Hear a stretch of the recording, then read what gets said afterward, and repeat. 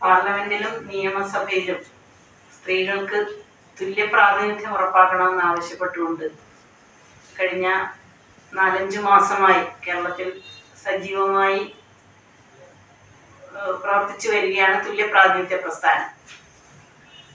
തെരഞ്ഞെടുപ്പിന് മുമ്പ് രാഷ്ട്രീയ പാർട്ടി നേതൃത്വങ്ങളെ കാണുകയും അതായത് വനിതാ സംവരണ ബില്ല് നിയമമായെങ്കിലും അത് നടപ്പിലാകാതിരിക്കത്തക്ക രീതിയിലുള്ള ഉപാധികൾ വെച്ചിട്ടുള്ളത് കൊണ്ട് കേരളത്തിലെ രാഷ്ട്രീയ പാർട്ടികൾ 33% സീറ്റുകളിലെങ്കിലും സ്ത്രീകളെ മത്സരിപ്പിക്കണം എന്നാവശ്യപ്പെട്ടുകൊണ്ട് കത്ത് നൽകുകയുണ്ടായി.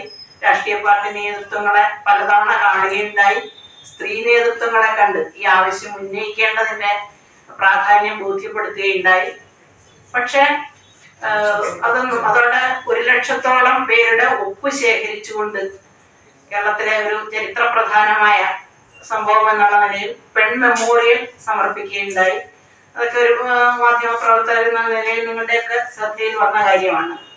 പക്ഷെ അതിനെയൊക്കെ അവഗണിക്കുന്ന തരത്തിലായിരുന്നു ഈ തെരഞ്ഞെടുപ്പിൽ സ്ഥാനാർത്ഥി നിർണയം നടന്നത്. സ്ഥാനാർത്ഥി നിർണയം കഴിഞ്ഞു, തെരഞ്ഞെടുപ്പ് ഫലങ്ങൾ വന്നു കഴിഞ്ഞപ്പോൾ സ്ത്രീ പ്രാതിനിധ്യം 0 എന്ന് പറയാവുന്ന തരത്തിലേക്ക് കേരളം താഴോട്ട് പോവുകയാണ് ഉണ്ടായത്. അപ്പൊ ഇത് വളരെ ഗൗരവമേറിയ ഒരു പ്രശ്നമാണ്. തെരഞ്ഞെടുപ്പ് ഫലങ്ങൾ വരുന്നതിന് മുമ്പ് തന്നെ തുല്യ പ്രാതിനിധ്യ പ്രസ്ഥാനം തീരുമാനിച്ച ഒരു പ്രോഗ്രാമാണ് ജൂൺ 8 കൈരളി ശ്രീ ഓഡിറ്റോറിയത്തിൽ നടക്കാൻ പോകുന്നത്.